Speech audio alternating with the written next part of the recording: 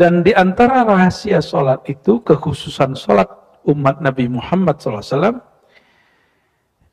fiha al-iqtirabu min hadrati rabbil arbab. Ini perhatikan. Melihat sesuatu dengan dekat dengan sesuatu itu beda nggak? Melihat, mungkin Bapak Ibu senang seorang artis atau tokoh politik misalnya, melihat dia dengan mendekat kepadanya beda nggak? Beda? Ya. Itu kenapa kita kalau ketemu guru kita, orang-orang yang kita suka, artis yang kita idolakan, kita nggak hanya pengen lihat dia. Setelah melihat, kita ingin abadikan dengan berfoto. Bid'ah zaman now. Ya, yang tidak pernah ada di zaman Rasulullah SAW. Ya. Sahabat, ada nggak begitu? Ya Rasulullah, nggak ada ya. Para sahabat menyimpan capture fotonya di kolbunya. Disimpannya di kolbunya, disimpan di dalam khayalnya. Maka kemanapun Sayyidina Abu Hurairah memandang, yang dia pertama lihat itu nur Nabi Muhammad SAW. Itu Abu Hurairah. Dia mau makan, mau minum, yang terbayang Nabi dulu. Dia teringat gimana cara Nabi makan. Gitu. Nah, Sayyidina Abu Hurairah ya, meriwayatkan bahwa Rasulullah SAW bersabda, ini hadis riwayat Imam Muslim, aqrabu ma yakunul abdu min rabbih azza wa jal wa huwa sajidun. Aqrabu ma yakunul abdu bi rabbih azza wa jalla wa huwa sajidun. Sedekat-dekat hamba kepada Allah itu dia di dalam sholat, dan sholat itu ada lagi yang lebih dekat, yaitu sujudnya. Maka ada ayat di surat Al-Alaq ayat 19, ujung Iqra ujungnya apa? Wasjud waqtarib. Dulu Nabi awal-awal baca ayat ini sujud sajadah, tapi belakangan tidak diamalkan oleh para imam, kecuali 1-2 imam.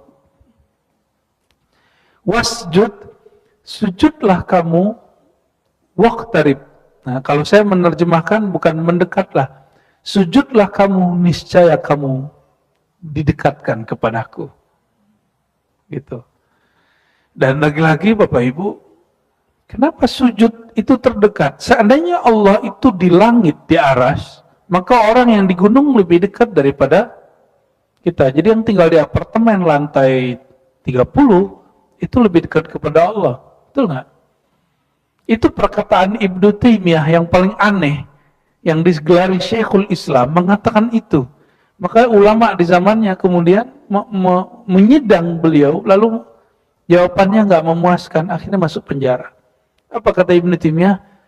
Orang yang sholat di atas gunung itu lebih dekat kepada Allah daripada yang sholat di bawah gunung. Itu ada pada kitabnya. Aneh nggak tuh? Berarti dia terjebak kepada Allah materi. Allah itu bertempat di suatu tempat, berarah. Ya, semoga Allah mengampuni Ibnu Taimiyah dan mengampuni pengikut-pengikutnya. Tidak usah kemudian kita bilang, oh mereka nggak Islam, nggak. Mereka keliru dalam menginterpretasikan ayat-ayat tentang istawa, tentang Allah bersemayam.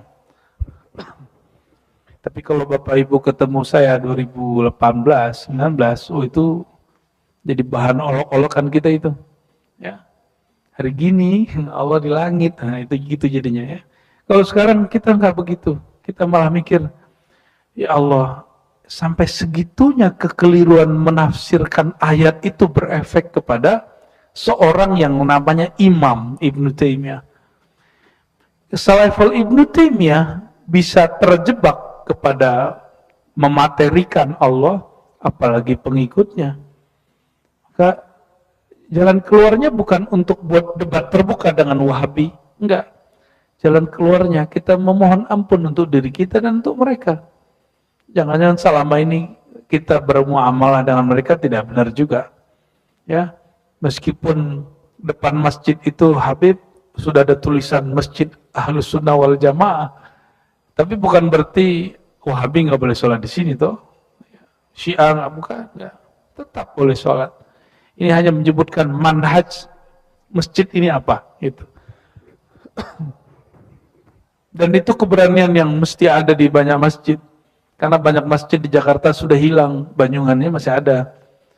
Bangunannya masih bagus, masjidnya udah hilang, paham nggak? Masjidnya dicolong, Pak. Fa'aktsirud doa, karena posisi paling dekat hamba dengan Allah itu sujud. Jadi kalau sujud jangan cepat-cepat. Fa'aktsiru ad-doa, banyak-banyaklah menyeru Allah, memanggil Allah. Terutama kalau sholat sendiri. Kalau jadi imam nggak usah juga lama-lama, ya nanti jamaahnya pingsan. Ya kalau lama-lama kepala di bawah bisa pingsan ya. Karena darahnya ke bawah semua toh, ya. Darah ini mesti ngalir ke otak, tapi nggak boleh berlebihan. Ya. Kecuali mau jadi atlet, kepalanya di bawah, kakinya di atas. Baik. Wa inna makana fi sujud qurbun khas lima fihi min mahdi dhullil ubudiyah li maqami izzatir rububiyah. Kenapa sujud itu paling dekat? Karena di saat itu si hamba menghinakan dirinya sehina-hinanya, meniadakan dirinya setiada-tiadanya. Disitulah dia merasakan Allah itu eksis dan ada. Karena yang mampu merasakan Allah itu Allah juga. Maka jika kita tidak meniadakan diri, maka nur rububiyah Allah itu tidak Allah berikan kepada kita, sehingga kita tidak dapat merasakan nur ilahiyahnya. Nah, ini coba lihat. Yang merasakan nur ilahiyah Allah siapa? Nur rububiyah Allah yang dititipkan kepada kita. Nah, gimana caranya? Nolkan dirimu, rendahkan dirimu di hadapannya, baru engkau diberikan rasa itu. Itu sebabnya semua zikir setelah syahadat pembukaannya istighfar. Karena istighfar itu menghinakan diri dan pengakuan dosa di hadapan Allah Subhanahu wa ta'ala. Di dalam Islam tidak ada pengakuan dosa kepada ustadz. Ya. Tidak ada namanya pengakuan dosa kepada kiai. Meskipun di agama lain ada, itu urusan mereka. Di kita pengakuan dosa hanya kepada Allah Subhanahu wa ta'ala. Wa min dzalik, di antara kelebihan sholat yang ada pada umat Nabi Muhammad SAW, kalau tadi dekat, orang kalau dekat, apa yang bisa terjadi setelah itu? Bukan selfie, bukan foto. Apa yang terjadi kalau orang dekat? Bisa menyapa. Tidak hanya menyapa, bisa berdialog. Bisa berdialog, kalau sudah dekat bisa berdialog. Karena Allah itu tidak fisik, maka yang dapat berkoneksi dengan Allah itu nur rububiyah yang Allah tiupkan ke dalam diri kita, namanya ruh. Tapi ruh itu bukan Tuhan, ruh itu dia pengejawantahan sifat-sifat Allah yang ada pada ruh. Makanya janin itu nggak bisa melihat sampai ruh ditiup. Berarti ruh ini itu yang melihat. Orang meninggal, mata masih ada nggak? Kenapa dia nggak bisa lihat? Karena ruhnya sudah dicabut. Jadi sebenarnya yang melihat bukan mata ini, bukan telinga ini.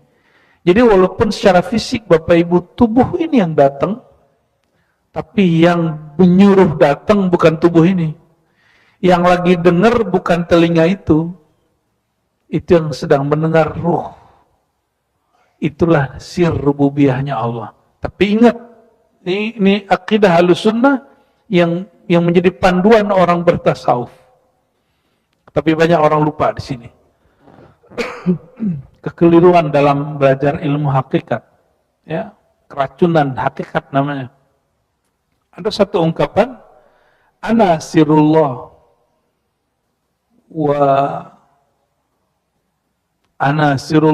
wa huwa sirri, ya, wa ana sirrul insan, ya.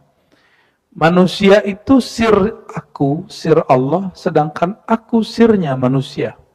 Coba perhatikan. Allah menyebut aku rahasianya manusia, manusia rahasia aku. Kalimatnya bukan aku adalah insan, bukan. Kalimatnya apa? Aku rahasianya insan, bukan insan. Aku rahasia manusia, bukan manusia. Manusia rahasiaku, bukan manusia adalah aku. Hati-hati yang belajar ilmu tasawuf hari ini orang lewat YouTube banyak sekali, tapi ternyata si ustadznya nggak ngerti bahasa Arab, bisa nulis bahasa Arab tapi salah-salah dan menerjemah bahasa Arabnya keliru, akhirnya berhakikat tentang Allahnya keliru. Dan ini sudah mulai kita lihat hari ini banyak sekali ya. Nauzubillah min dzalik. Jadi kalau sudah dekat, bisa menyapa, bisa bersalaman, kalau kita ketemu orang fisik. Kalau ke Allah, jangan dikira Allah itu galak. Yang kita bayangkan Allah galak, benar. Yang antum bayangkan selalu Allah itu pengancam neraka, suka marah-marah kalau nggak sholat. Selalu itu yang diajarin sama orang tua. Ya, ini banyak orang tua yang hadir pagi ini, tolong ajarkan anak bukan lagi Allah yang maha mengancam, tapi Allah yang maha Rahman, maha Rahim. Coba lihat, semua surat dimulai dengan Bismillahirrahmanirrahim, kecuali satu, surat Bara'ah, Taubah, ditutup tetap dengan wabil mu'minina ra'ufun rahim. Lalu, karena Allah begitu, kenapa kita nggak meniru yang itu? Kenapa anak-anak yang kemudian kita dulu pernah anak-anak, apa-apa kemudian diancam. Hasilnya beragama itu takut dan tegang. Betul ya? Dan hasilnya lagi apa? Khotbah-khotbah isinya menegangkan semua. Ya. Padahal khotbah kajian itu harusnya syahdu di dalam kolbu. Karena itu membuat kita bisa terkondisikan kepada Allah Subhanahu wa ta'ala. Maka saya nggak sedih Bapak Ibu kalau Bapak Ibu lapor, saya kalau nggak bisa tidur terus dengerin pengajian Buya gitu. Saya nggak sedih Pak, saya malah senang. Oh berarti Allah izinkan kajian saya, mungkin suara yang Allah berikan ini suara dari Allah bukan dari ciptaan Bapak Ibu saya. Ilmunya ilmu milik Allah bukan ilmu saya. Allah izinkan mengantarkan tidur seseorang. Seandainya orang itu mati lagi tidur, dia mati dalam ilmu Allah Subhanahu wa ta'ala. Dan dalam ilmu psikologi, orang nggak bisa tidur kecuali gelombang otaknya mulai tenang. Semoga Allah jadikan suara ini menenangkan ya. Tapi jangan tidur di depan saya.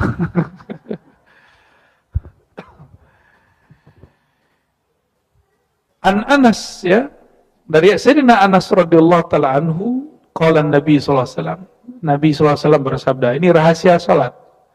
Innal mu'mina idza kana fi shalah, orang beriman itu kalau salat, fa innama yunaji rabbah, dia sedang berbisik-bisik manja dengan Allah. Yunaji, naja, yunaji, munajatan, manja, itu satu akar kata sebenarnya. Manja itu tempat melepaskan beban-beban hati. Itu namanya bermanja-manja. Itu bukan bahasa Melayu, itu bahasa Arab. Ya, naja. Maka bermunajat dikembalikan ke bahasa asalnya, itu berbisik-bisik mesra dengan Allah SWT.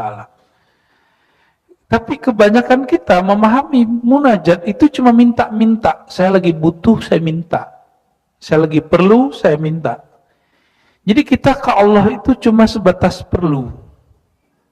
Di luar keperluan itu kita gak datang ke Allah dan gak bermanja-manja kepada Allah. Saya mau tanya Bapak Ibu, ibu-ibu khusus, punya pasangan itu hanya sekedar mohon maaf, hubungan seksual, nafkah, duit, atau juga pengen dibersamai. ditemenin makan, ditemenin ngobrol, itu enggak? Bener? Atau sekedar pengen dapat suami yang menafkahi? Matre namanya. Atau hanya sekedar biologis? Itu namanya budak syahwat. Bukan, saya yakin itu perlu semua. Tapi ada yang lebih perlu, yaitu teman hidup. Betul nggak? Ya.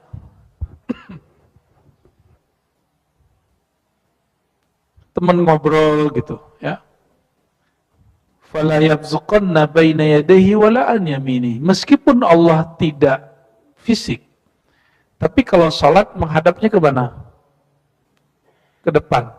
Maka sebagai adab simbolis, orang Arab dulu itu kalau mereka meludah, itu meludahnya di masjid. Sekarang ada yang berani meludah di masjid? Enggak. Mereka meludah di masjid, mereka meludah ke depan, tuh, gitu. Jadi Nabi itu sering kerja bakti sekedar bersihin ludah Arab Badui di tembok masjid. Itu kerja Nabi itu. Tiap hari ngecek, berarti ada Arab Badui nih di saf pertama gitu. Yang nggak berani Arab Badui duduk cuma di belakang imam langsung. Orang udah tahu itu bab Abu Bakar, bab Umar, bab Utsman, bab Ali. Nggak ada yang berani duduk di situ. Ya. Kecuali mereka sakit. Jadi kalau Sayyidina Ali nggak datang sholat langsung ketahuan. Maka suatu kali Sayyidina Ali nggak datang. Ditanya, Aina Ali? Mana mantuku? Ali. Masa mantu Rasulullah nggak sholat berjamaah di masjid? Apa jawaban sahabat? Ya Rasulullah, ishtaka aina, matanya sakit. Langsung Nabi jenguk. Nabi nggak marah-marah, ya. Nabi nggak bilang neraka ente, gitu. Nggak pantas ente jadi mantu aneh, nggak begitu. Nabi malah apa? Nabi salami, Nabi tanya. Orang sakit tuh pengen ditanya. Jadi salah satu cara Allah berkalam kepada si hambanya itu lewat ada orang yang menjenguknya. Nah, ada satu hadis riwayat Imam Muslim. Apa kata Allah Ta'ala, hadis Qudsi? Ya abdi, wahai hambaku, maritu falam ta'udni. Aku sakit, kenapa engkau tidak jenguk? Nanyalah si hamba, ya Allah, engkau kan Tuhan. Tidak mungkin sakit. Apa jawaban Allah Ta'ala? Maridu abdi falam ta'udhu. Hambaku sakit, kenapa engkau tidak jenguk? Jadi menjenguk si hamba yang sakit, itu menumbuhkan ada perasaan empati, nggak hanya simpati. Betul nggak?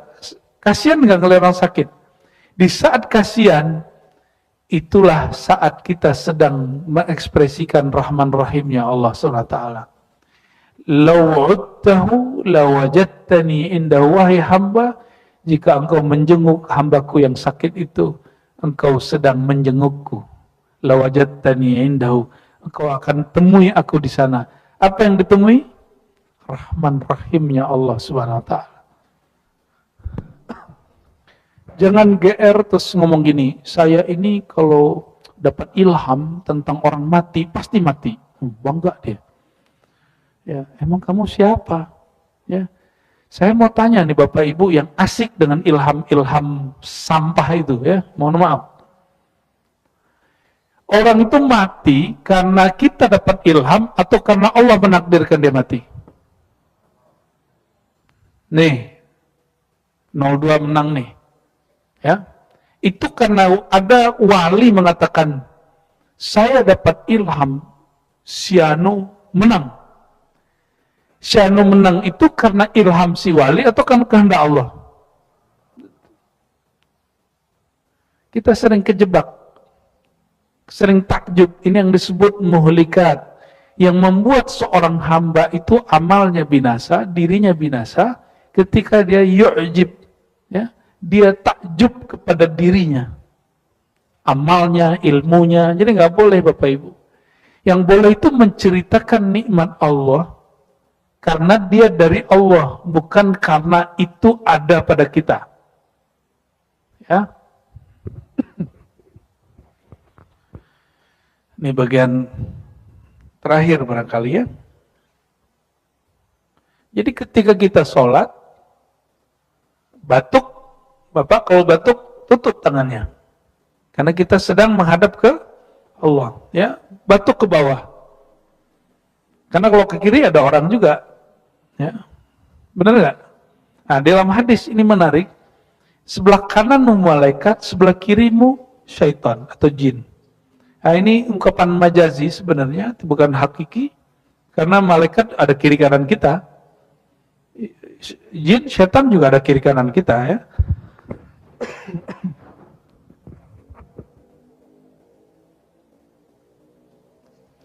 Nah, sebagai penutupnya apa?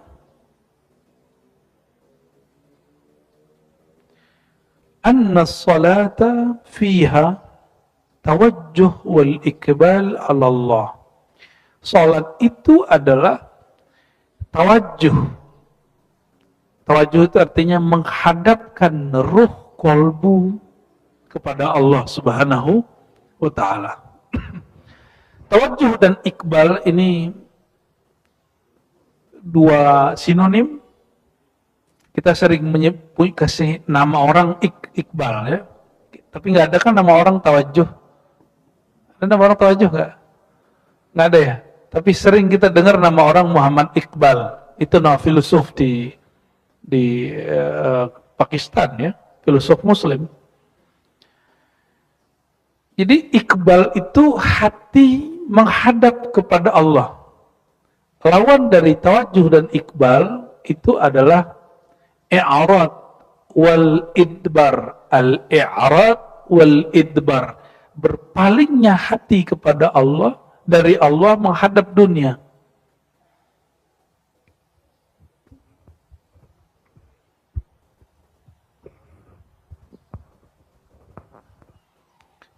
Oleh karenanya, ini asrar daripada baca doa iftitah yang ada kalimat wajjahtu. Wajjahtu itu betul-betul membuat seseorang kolbunya berhadap kepada yang membolak-balik kolbu. Ya. Nah, Sayyidina Ibnu Umar mengatakan, Nabi SAW bersabda, "Idza kana ahadukum yusalli fala yabsuq qibala wajhihi fa inna Allah qibla wajhi idza shalla." Jika kalian sholat, jangan meludah ke depan arah wajahnya. Fa inna Allah, perhatikan ini, sesungguhnya Allah qibla wajhihi, di arah tatapan wajahnya, idza shalla, jika dia sholat. Berarti kalau orang sholat, hadapan wajah dia langsung nurullah ada di situ. Tapi kalau dia selesai sholat, nurullahnya kemudian tidak lagi disebut simbolnya di depan. Oke? Wajahnya, fa innallaha qibala wajhihi. Maka yang dapat menatap wajah Allah itu juga hanya wajah Allah. Karena kullu man 'alaiha fan, semuanya binasa kecuali hanya wajah Allah, ya, Dzul Jalali wal Ikram, yang maha perkasa. Maka binasakan wajah kita, hinakan wajah kita, baru di saat itu Allah menunjukkan kemuliaan wajahnya. Gitu caranya. Jadi bagaimana cara menghadapkan wajah kita kepada Allah? Hinakan wajah ini di hadapannya, maka Allah akan muliakan wajah kita.